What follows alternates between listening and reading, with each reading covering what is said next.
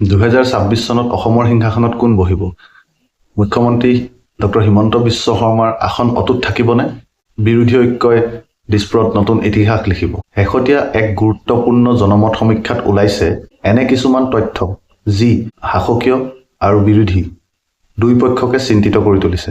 আজিৰ আড্ডাত আমি উন্মোচন কৰিম সেই বিশেষ সমীক্ষাৰ প্ৰতিটো অংক। নমস্কাৰ, মই নীলোৎপল আৰু আড্ডালৈ আপোনাক স্বাগতম। যিমানেই অসম বিধানসভা নিৰ্বাচনৰ দিন ওচৰ চাপি আহিছে, সিমানেই অসমত নিৰ্বাচনী বতাহ গৰম হৈ আহি আছে। পিপল পালছ নামৰ এক আগশাৰীৰ সংস্থাৰ সমীক্ষাৰ কিছু তথ্য লগত ৰাখি আজি অসমৰ 126খন বিধানসভা আসনৰ ছবি আপোনালোকৰ আগত দাঙি ধৰিবলৈ চেষ্টা কৰিছোঁ।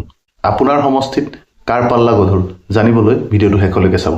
আহকচোন প্ৰথমতে চাওঁ আসনৰ সাম্ভাব্য অংকটো।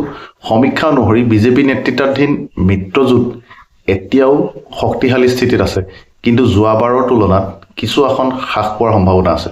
আনহাতে বিৰোধী ঐক্য একগোট হ'লে বহুকেইখন আসনত তীব্ৰ প্ৰত্যাহ্বান সৃষ্টি কৰিব পাৰে। ৰাইজে কিহৰ ওপৰত ভিত্তি কৰি ভোট দিব?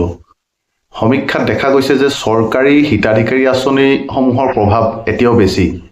বিশেষকৈ মহিলা ভোটাৰৰ মাজত বিজেপিৰ জনপ্ৰিয়তা অটুট আছে, কিন্তু নিবনুৱা সমস্যা আৰু মূল্য বৃদ্ধি এই দুটা ইছ্যুৱে নতুন ভোটাৰ আৰু মধ্যবিত্ত শ্ৰেণীক বিজেপিৰ পৰা আঁতৰাই নিব পাৰে। অঞ্চলভেদে সমীকৰণবোৰ বেলেগ। উজনি অসমত খিলঞ্জীয়াৰ আৱেগ আৰু চাহ জনগোষ্ঠীৰ ভোট নিৰ্ণায়ক হ'ব। নামনি অসমত AIUDFৰ শক্তি হ্ৰাস হোৱাটো কংগ্ৰেছৰ বাবে শুভ লক্ষণ নেকি? এইটোৱে বিৰোধীৰ ভাগ্য সলাব পাৰে। মনত ৰাখিব, এয়া এটা সমীক্ষাহে। ৰাজনীতিৰ শেষ সিদ্ধান্ত ৰাইজৰ হাতত।